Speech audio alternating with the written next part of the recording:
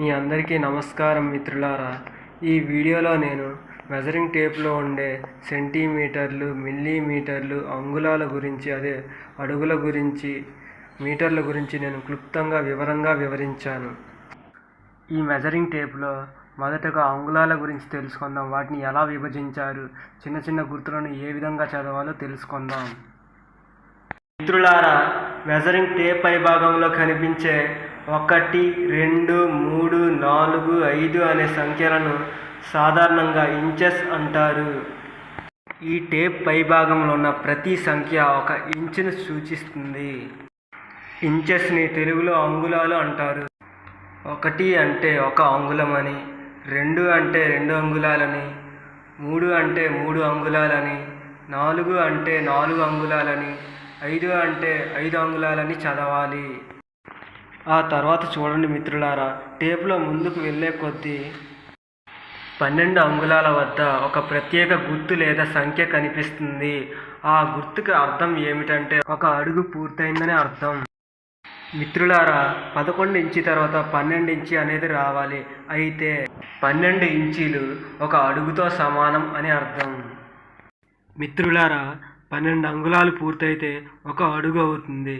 దాని తర్వాత వచ్చే 13వ అంగుళంను టేపులో 1, 1 అని చూపిస్తారు. దాని అర్థం ఏమిటంటే 1 అడుగు 1 ఇంచు అని అర్థం. మీరు 14 అంగుళాల వద్ద కూడా ఇలాంటి గుర్తుని మీరు గమనించవచ్చు. అదేవిధంగా 15 అంగుళాల వద్ద కూడా మీరు ఇలాంటి గుర్తును గమనించవచ్చు. 16 అంగుళాల వద్ద కూడా మీరు ఇలాంటి గుర్తును గమనించవచ్చు. మిత్రులారా, ఒక వస్తువు ఎత్తును అడుగుల్లో కొలిచేటప్పుడు కొలత అనేది 13 అంగుళాల వద్ద వస్తే దానిని మనం 1 అడుగు 1 అంగుళం అని చెప్పాలి. అదేవిధంగా కొలత అనేది 17 అంగుళాల వద్ద వచ్చినప్పుడు దాన్ని అడుగుల్లో చెప్పాలనుకున్నప్పుడు 1 అడుగు 5 అంగుళాలని చెప్పాలి. అదేవిధంగా 2 అడుగుల తర్వాత వచ్చిన 25 అంగుళాల వద్ద కూడా మీరు గమనించవచ్చు. మిత్రులారా, మనం అడుగుల్లో కొలిచేటప్పుడు మన కొలత అనేది 26 అంగుళాల వద్ద వచ్చినప్పుడు మనం అడుగుల్లో చెప్పాలన్నప్పుడు 2 అడుగుల 2 అంగుళాలని చెప్పాలి. మిత్రులారా, ఇప్పటి వరకు మనం పూర్తి అంగుళం గురించి తెలుసుకున్నాం. కానీ ఫర్నిచర్ పనుల్లో చాలాసార్లు పూర్తి ఇంచ్ కాకుండా దానికంటే చిన్న కొలతలు అవసరం అవుతాయి.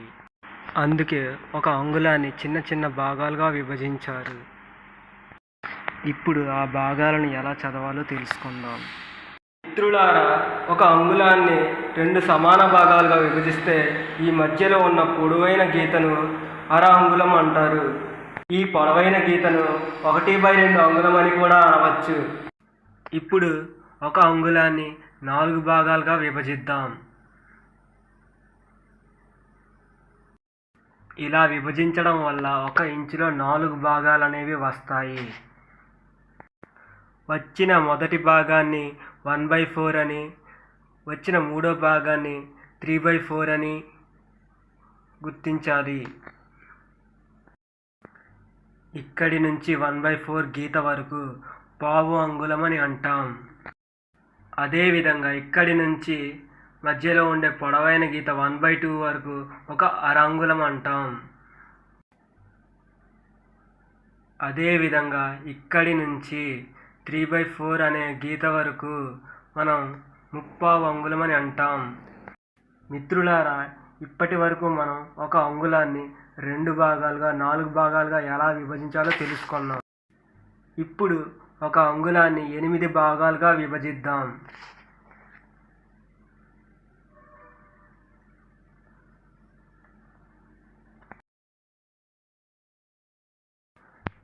వచ్చిన ప్రతి భాగాన్ని 1/8, 3/8, 5/8, 7/8గా గుర్తించాలి. ఇప్పుడు ఒక అంగుళాన్ని 16 భాగాలుగా విభజిద్దాం.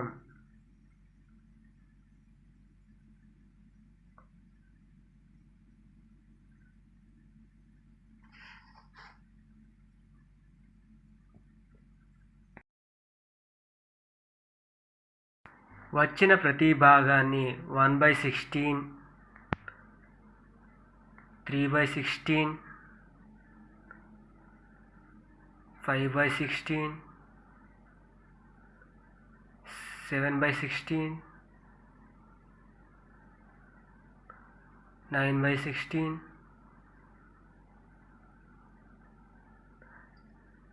11/16, 13/16, 15/16గా గుర్తించాలి. మిత్రులారా, ఈ టేప్లో ప్రతి భాగాన్ని ఏ విధంగా గుర్తించాలో వివరంగా తెలుసుకుందాం.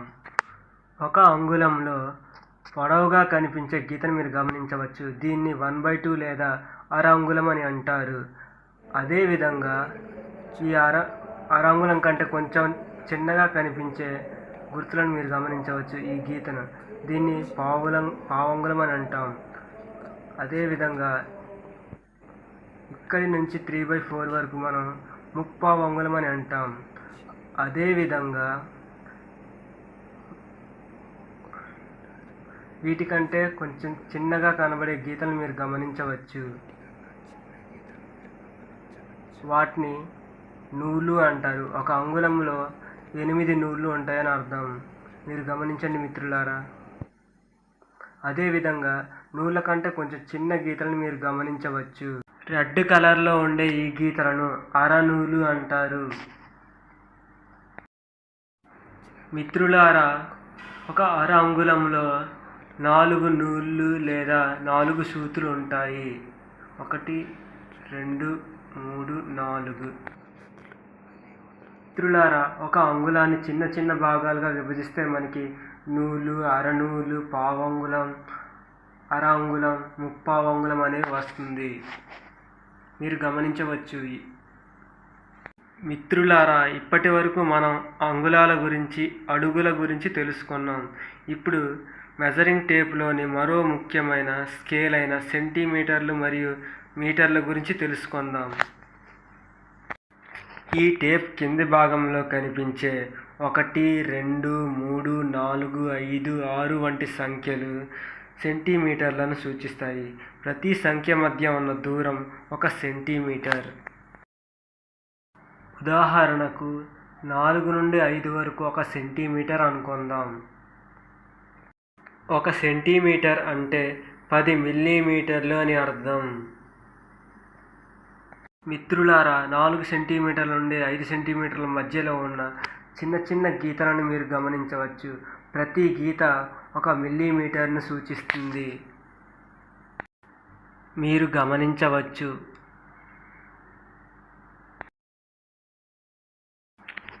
ఈ టేపులో 1 సెంటీమీటర్ నుండి 10 సెంటీమీటర్లు పూర్తయిన తర్వాత 1 అనే నంబరు ప్రారంభమైనట్లు మీరు గమనించవచ్చు. దాన్ని 1 సెంటీమీటర్గా కాదు 11 సెంటీమీటర్లుగా చదవాలి. 2ని 12 సెంటీమీటర్లుగా చదవాలి. 3ని 13 సెంటీమీటర్లుగా చదవాలి. ఈ టేపులో సెంటీమీటర్లను ముందుకు లెక్కిస్తూ వెళ్తే 100 సెంటీమీటర్ల వద్ద మనకి 1m అనే గుర్తు కనిపిస్తుంది. అంటే 1 మీటర్ అని అర్థం.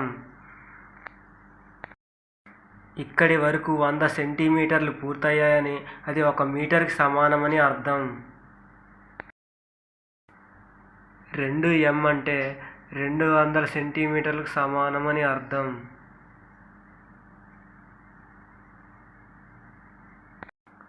మిత్రులారా, 2 మీటర్ల ముందు 90 సెంటీమీటర్ల వద్ద మీరు ప్రత్యేకమైన గుర్తును గమనించవచ్చు. 1m 90 సెంటీమీటర్ అనే గుర్తు ఉంది.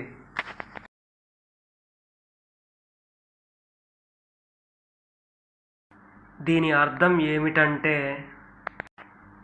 1m అంటే 1 మీటర్ అని అర్థం. 1 మీటర్ 100 సెంటీమీటర్లకు సమానమని మనం ముందుగా చెప్పుకున్నాం. ఈ 100 సెంటీమీటర్లకు 90 సెంటీమీటర్లను కలుపుకుంటే మనకు 190 సెంటీమీటర్లు అనేవి వస్తుంది.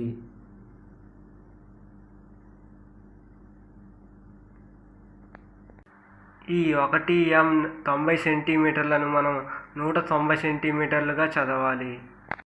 మిత్రులారా, ఇప్పటి వరకు మనం సెంటీమీటర్లు, మీటర్ల గురించి తెలుసుకున్నాం. ఇప్పుడు మెజరింగ్ టేపులో అతి చిన్న కొలతలైన మిల్లీమీటర్ గురించి తెలుసుకుందాం. ఉదాహరణకు 6-7 సెంటీమీటర్ల మధ్య ఉన్న చిన్న చిన్న గీతలను మీరు గమనించవచ్చు. ప్రతి గీత 1 మిల్లీమీటర్లతో సమానం. 1, 2, 3, 4, 5, 6, 7, 8, 9, 10. 1 సెంటీమీటర్ను 10 సమాన భాగాలుగా విభజిస్తే ప్రతి భాగం 1 మిల్లీమీటర్ అవుతుంది. 6-7 సెంటీమీటర్ల మధ్యలో ఉన్న ఈ పొడవైన గీత 5 mm సూచిస్తుంది. ఈ 5 mm గుర్తును అర సెంటీమీటర్ అని కూడా అంటారు. మిత్రులారా, 1 సెంటీమీటర్ 10 మిల్లీమీటర్లతో సమానమని తెలుసుకున్నాం. అదేవిధంగా 2 సెంటీమీటర్లకు 20 మిల్లీమీటర్లు వస్తాయి. 5 సెంటీమీటర్లకు 50 మిల్లీమీటర్లు వస్తాయి. అదేవిధంగా 10 సెంటీమీటర్లకు 100 మిల్లీమీటర్లు అనేవి వస్తాయి. ఇప్పుడు 20 సెంటీమీటర్లకు ఎన్ని మిల్లీమీటర్లు వస్తాయో తెలుసుకుందాం. 10 సెంటీమీటర్లకు 100 మిల్లీమీటర్లని తెలుసుకున్నాం. అదేవిధంగా 20 సెంటీమీటర్లకు 200 మిల్లీమీటర్లు వస్తాయి. 50 సెంటీమీటర్లకు 500 మిల్లీమీటర్లు వస్తాయి. అదేవిధంగా 100 సెంటీమీటర్లకు 1000 మిల్లీమీటర్లు వస్తాయి. మిత్రులారా, మనం ముందు చెప్పుకున్నాం 100 సెంటీమీటర్లకు 1 మీటర్ అని అర్థం. అదేవిధంగా మీకు ఎవరైనా 100 సెంటీమీటర్లకు ఎన్ని మీటర్లను అడిగినప్పుడు 1 మీటర్ అని చెప్పాలి. 1 మీటర్కు ఎన్ని మిల్లీమీటర్లు అని అడిగినప్పుడు 1000 మిల్లీమీటర్లు అని చెప్పాలి. మిత్రులారా, ఈ వీడియో మీకు ఉపయోగపడినట్లయితే లైక్ చేయండి, షేర్ చేయండి. మరిన్ని టిప్స్ కోసం సబ్స్క్రైబ్ చేయండి.